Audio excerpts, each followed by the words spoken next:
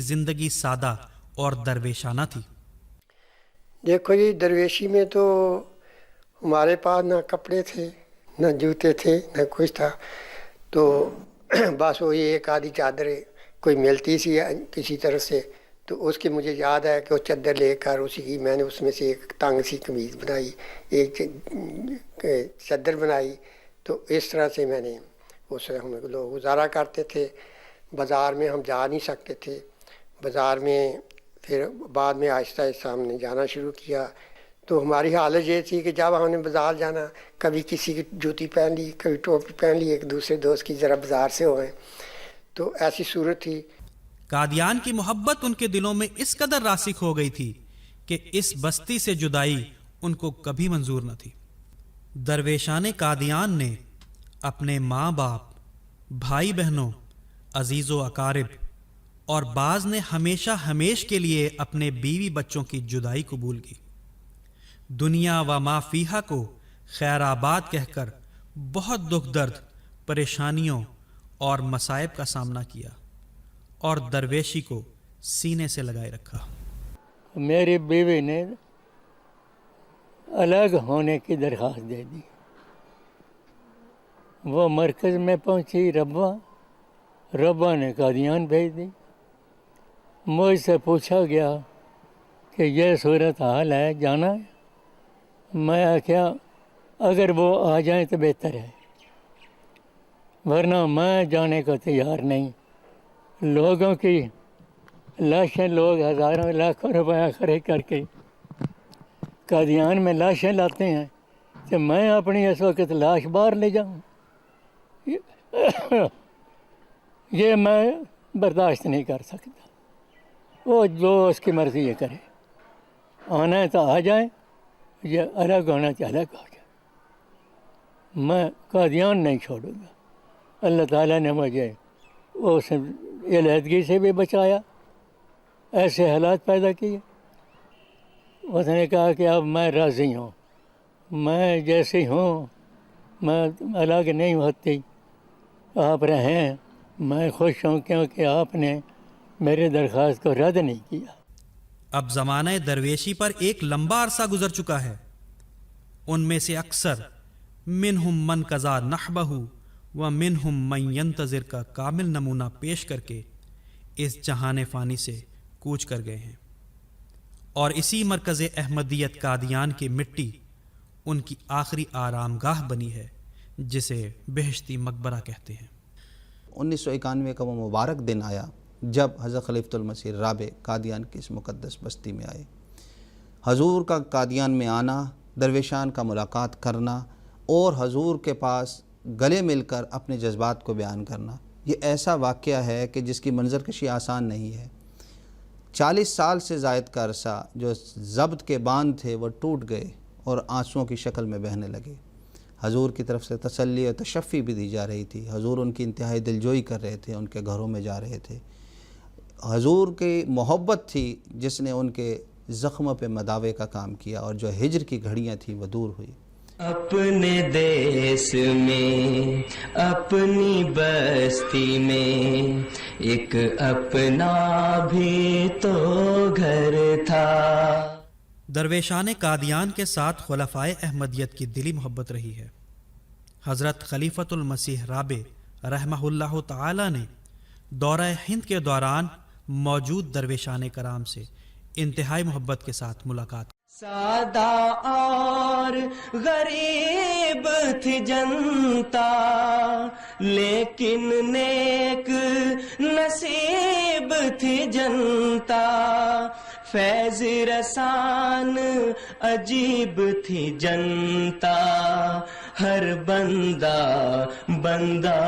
پرور تھا، اپنے دیس میں، اپنی بستی میں، ایک اپنا بھی تو گھر تھا۔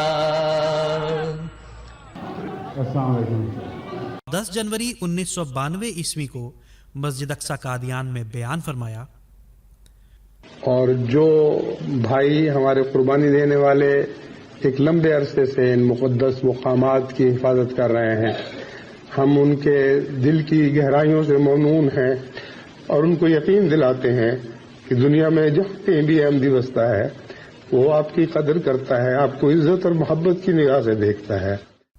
سن 2005 عیسوی میں جب حضرت خلیفۃ المسیح الخامس ایدہ اللہ تعالی بنصرہ العزیز قادیان تشریف لائے تو آپ نے جماعت احمدیہ کے ان بطلان جلیل کو گلے لگا کر ان کی بے مثال قربانیوں پر خراج تحسین پیش فرمایا۔ سی شکر ہزاراں کرنے آ، لکھ حمد ثناواں کرنے آ، ہاتھ جوڑ سلاماں کرنے آ، اج خوشیاں دی برسات ہوئی، دن عید تے شب شب رات ہوئی، دن عید تے شب شب رات ہوئی۔ اللہ تعالیٰ نے پھر ایک مبارک دور دکھایا کہ 2005 میں ہمارے پیارے حضور حضرت خلیفۃ المسیح خامس اید اللہ تعالیٰ بنصر العزیز قادیان کے اس مقدس بستی میں تشریف لائے۔ درویشان کی اکثریت جو 313 پر تھی ان میں سے اکثر تو فوت ہو چکے تھے، چند ایک درویشان جو 20 سے کم تھے وہ بطور نمائندہ درویشان کے کھڑے تھے، اور وہ اس بات کا عملی تصویر تھے کہ ہم ان درویشان کو جو فوت ہو گئی ہیں ان کی نمائندگی میں اپنے پیارے آقا کے قادیان میں استقبال کرتے ہیں۔ اللہ تعالیٰ درویشوں کی اولادوں کو اور قادیان کے رہنے والے جو ہیں ہر فرد کو ان قربانی کرنے والے درویشوں کی یادیں زندہ رکھنے کی توفیق دے، اور اس وقت جو درویشان ان کے پاس ہیں چند ایک رہ گئے ہیں ان کی خدمت کی بھی ان کو توفیق دے۔ قادیان میں رہنے والا ہر احمدی اس مقام کو سمجھے جو دیار مسیح سے رہنے والے کا ہونا چاہیے۔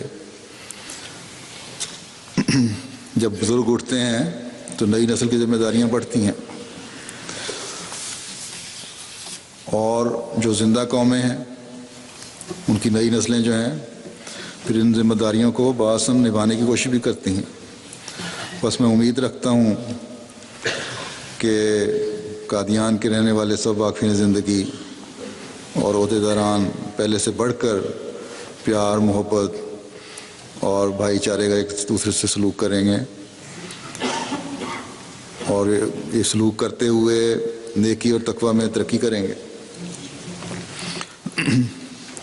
قادیان کا رہنے والا ہر احمدی حضرت مسیح موعود علیہ الصلوۃ والسلام کی روحانی اولاد ہونے کے ناطے اس کا حق ادا کرے گا۔ قادیان میں خلفائے احمدیت کی واپسی کی آرزو لیے جو درویشان کرام اس جہان فانی سے کوچ کر گئے تھے، ان سب کی دلی خواہش تھی کہ وہ اس مقام مقدس قادیان کو ایک بار پھر اس کے والیان کے سپرد کر دیں، اور ان کی حسرت یوں تھی: ہمارا خون بھی شامل ہے تزئین گلستان میں، ہمیں بھی یاد کر لینا چمن میں جب بہار آئے، ہمیں بھی یاد کر لینا چمن میں جب